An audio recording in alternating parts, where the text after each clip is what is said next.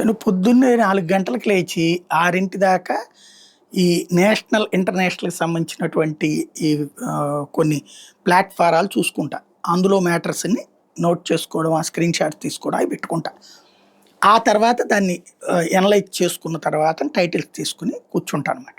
ఇదెందుకు చెప్తున్నానంటే మొన్న మనం ఆపరేషన్ సింధూర్‌లో పాకిస్తాన్‌ని దెబ్బకొట్టినప్పుడు మన దేశద్రోహులన్న గాని మోడీ మీద ద్వేషంతో లేకపోతే గనక మన సైన్యం మీద పెద్ద నమ్మకం లేని చైనాని నమ్మేటటువంటోళ్ళు, పాకిస్తాన్ నమ్మేటటువంటోళ్ళు కొంతమంది కొన్ని కామెంట్ చేశారు. కొంతమంది దాంట్లో ప్రస్తావించారు.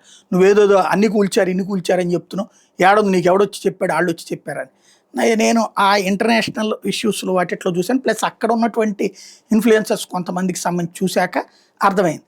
మన సైన్యం చెప్పట్లేదు కదా! అంటే ఇట్లాగ వేరే ప్లాట్‌ఫారాలు అన్నది నాకు అర్థమైంది కాబట్టి అయంతా మళ్ళీ ఎక్స్‌ప్లెయిన్ చేసుకోవడం కూడా అనవసరం.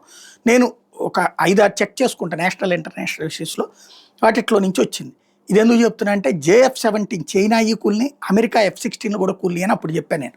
ఇన్ని రోజుల తర్వాతన సైన్యం నిన్న అధికారికంగా చెప్పుకొచ్చినటువంటిది భారత వాయుసేనాధిపతి AP సింగ్ ఆపరేషన్ సింధూర్‌లో భాగంగా తాము చేపట్టిన దాడిలో పాకిస్తాన్ 12-13 యుద్ధ విమానాలు కోల్పోయిందని భారత వాయుసేనాధిపతి air chief marshal AP Singh చెప్పారు.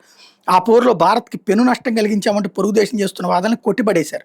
పాక్‌లో 3 చోట్ల విమానాలు భద్రపరిచే హ్యాంగర్లు, 4 చోట్ల రాడార్లు, 2 చోట్ల ఆదేశిక నియంత్రణ కేంద్రాలు, 2 వైమానిక స్థావరాల్లో రన్‌వేలు దెబ్బతిన్నాయని చెప్పారు.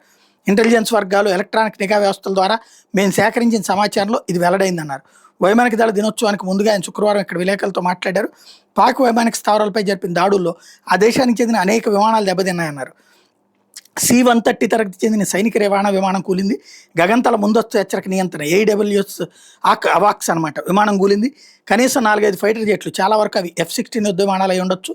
అట్లాగే 300 కిలోమీటర్ల దూరంలో ఉన్నటువంటి AW&C లేదా సిగ్నల్స్ ఇంటెలిజెన్స్ విమానం, 5 హైటెక్ ఫైటర్లు, F-16, JF-17 తరగతి విమానాలు, హ్యాంగర్లో ఉన్న పాక్ F-16లు ధ్వంసమైనట్టు ఇప్పటికే వార్తలు వచ్చినప్పుడు దీన్ని వాయుసేన ధృవీకరించడం ఇదే మొదటిసారి అయింది. ఆపరేషన్ సింధూర్ సమయంలో భారత యుద్ధ విమానాలు కూల్చేసిన పాకిస్తాన్ వాదన కట్టుకథలుగా సింగ్ కొట్టిపడేశారు. అయితే మే 7, 10 మధ్య జరిగిన సంఘర్షణలో భారత వాయుసేనకు వాటిల్లినటువంటి నష్టం గురించి మాత్రం వెల్లడించేందుకు నిరాకరించారు.